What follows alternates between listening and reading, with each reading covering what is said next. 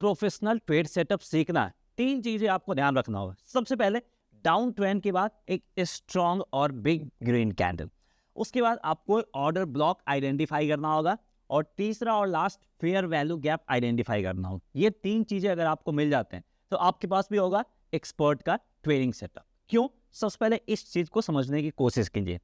एक down trend के बाद बिग कैंडल का बनना वीटीएल की बस की बात नहीं है। यानी वीटीएल अगर पार्टिसिपेशन भी कर दे, थोड़ा बहुत साइज का कैंडल बना सकता है, इस तरह के स्ट्रॉन्ग ग्रीन कैंडल बनाना वीटीएल की बस की बात नहीं है। दैट मीन्स टू यहाँ पे स्मार्ट प्लेयर या फिर जो इंस्टीट्यूशंस है उनका यहाँ पे एंट्री हुआ है, ये कंफर्मेशन हमें मिल गया।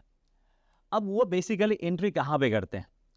तो जो प्रीवियस रेड कैंडल होता है वो एक ऑर्डर ब्लॉक जनरेट करता है, वो पूरा रेंज एक ऑर्डर ब्लॉक जनरेट करता है, और इसी ऑर्डर ब्लॉक रेंज के बीच में वो अपना एंट्री करते हैं, और उनके पैसे लगाने के कारण से प्राइस आपका ऊपर साइड की तरफ जाता है। लेकिन उनके पास पैसे की कमी नहीं होती है।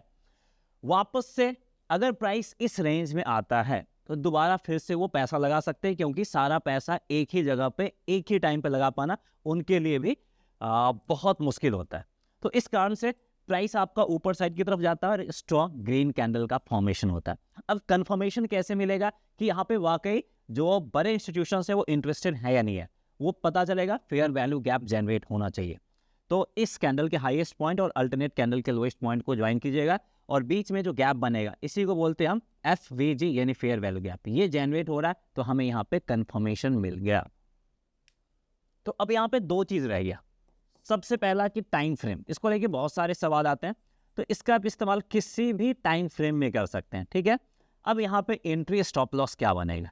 तो आपको बताइए कि जो फेयर वैल्यू गैप जनरेट हुआ है ये क्या काम करता है? एज अ मैग्नेट की तरह काम करता है। तो वापस से प्राइस जब भी इस फेयर वैल्यू गैप को टच करेगा यहीं पे आपका एंट्री पॉइंट बन जाएगा। अब स्टॉप लॉस कहाँ पे लगाओगे? तो जो ऑर्डर ब्लॉक का लोएस्ट पॉइंट है वो हमारा एज ए स्टॉप लॉस की तरह काम करेगा।